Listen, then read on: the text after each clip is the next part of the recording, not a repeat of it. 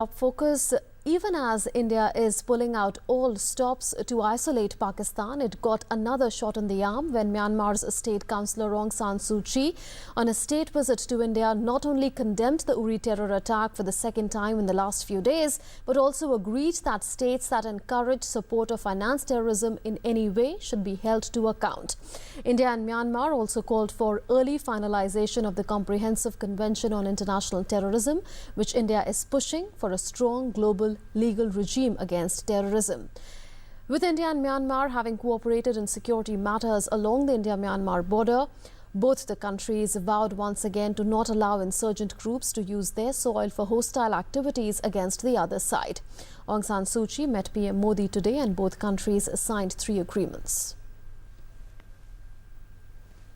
When Prime Minister Narendra Modi met State Councillor of Myanmar Aung San Suu Kyi, who's on a 4-day visit to India, India affirmed its support to Myanmar in its journey to become a modern, secure and economically prosperous nation. Both leaders held extensive talks before addressing a joint press briefing, where the Prime Minister said that as close and friendly neighbours, the security interests of India and Myanmar are closely aligned.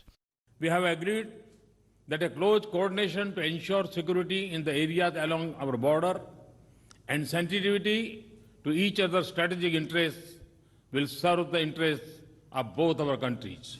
The State Councillor condemned the Uri attack even as Prime Minister denounced the recent armed attacks against the 3 border posts in the northern part of Myanmar. Both sides agreed that the fight against terrorism should target terrorists, hold to account terror organizations, networks and also states that encourage, support or finance terrorism in any way.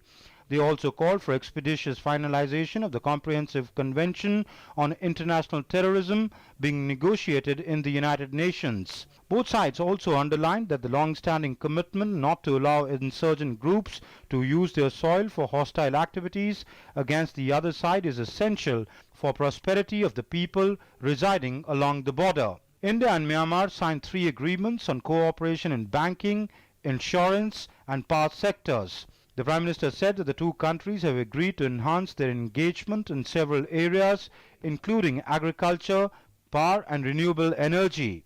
We have agreed to enhance our engagement in several areas, including agriculture, power, renewable energy, oil and gas, and financial sector. India will develop a varietal development and seed production center in Yeje in Myanmar to enhance the quality of seeds.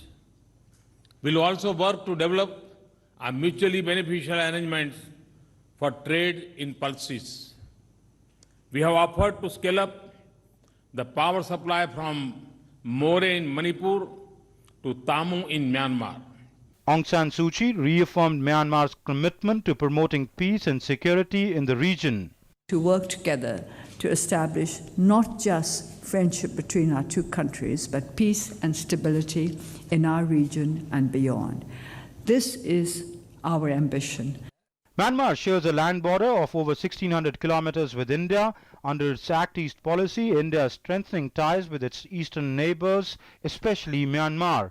The very fact that Prime Minister Modi held extensive bilateral talks with State Councillor Aung San Suu Kyi is reflective and symbolic of the fact that India attaches much importance both to Suu Kyi and Myanmar as a country, as it's central to India's Act East policy.